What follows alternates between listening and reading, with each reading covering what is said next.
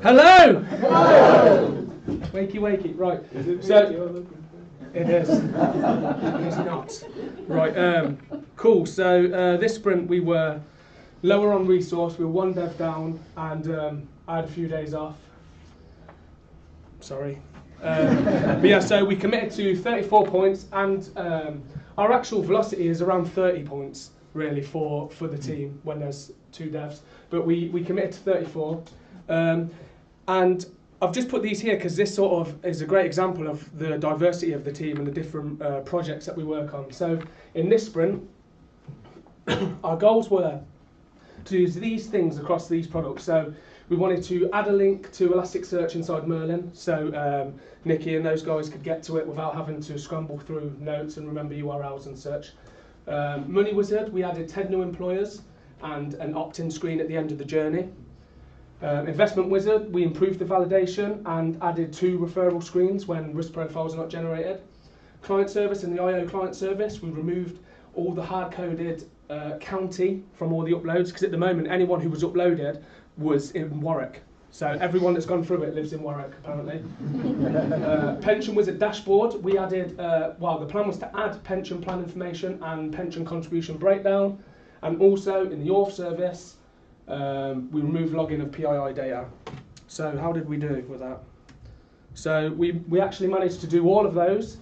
Even though this one is crossed out, we did do it, but it got removed at the very end because when looking at the data we were using for the breakdown, it wasn't the exact live data for that user, so it could be misleading slightly. So we've got a plan moving forward for that, but it's a bit of a bigger ticket than it was assigned, but the work was done for that. And I'll show you a lovely screenshot in a moment. So here's the daily burn down. We got to 0 again, so that's the 4th.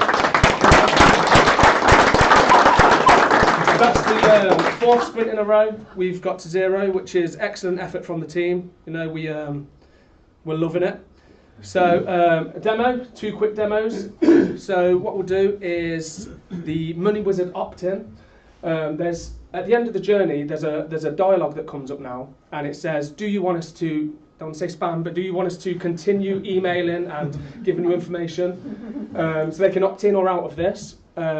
It's some slight A/B testing going on with that, and the different employers have different pop-ups that show up with slightly different messaging, different imagery, just to see which one gets the most uptake. So yes, let's get crazy. Let's go to that.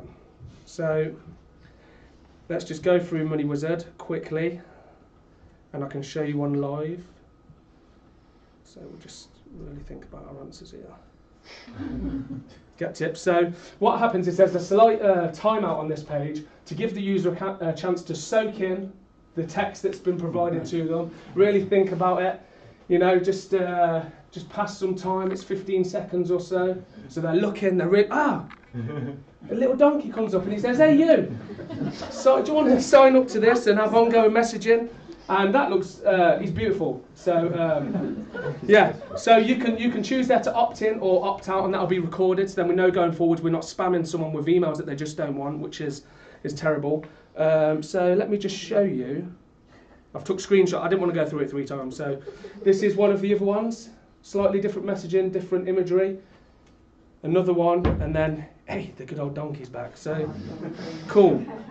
So the other thing that I wanted to show was the changes to the dashboard, which was for the pension plan information and the breakdown of your contributions. So what we did do mid-sprint, we managed to get this done, and what we actually had to do was remove this section, because as I mentioned, the values were not exact for the user at this time. We're going to have to do some more jiggery pokery in the back end to get those live values. This just comes from the checkpoint in our Mongo collection, and that does not, to get the exact values we'd have to go off and do some calculations. So we've got that in hand now. So this is what it looks like at the moment. We've removed that to stop any confusion, and we're just going to show the actual part as it stands at the moment in IO. So, and that is that. Is there any questions?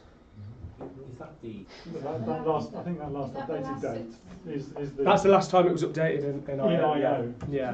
It's not and we got validation around just pulling the last successful valuation back, so we don't ever get any... Yeah. If there's multiple plans, we're doing the same logic, as in contributions. If there's multiple plans, we're not bringing it back.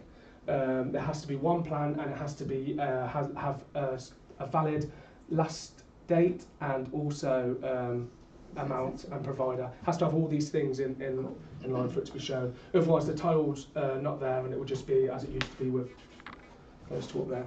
But cool. So, thank you. Bye.